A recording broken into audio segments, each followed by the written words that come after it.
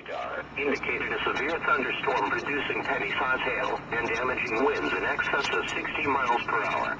This storm was located 16 miles southwest of Somerville, or 9 miles east of Collierville, and moving northeast at 20 miles per hour. Other locations in the warning this warning also includes Standing Water Lake, Lake Lake. Stay tuned to this broadcast for the latest updates and information. The thunderstorm warning runs until 5:30 this afternoon, which is no surprise. It basically consolidates the entire area.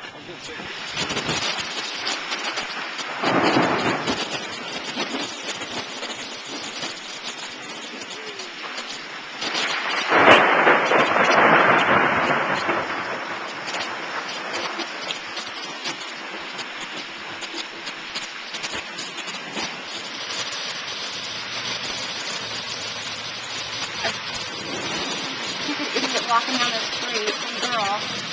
Woo in the wind.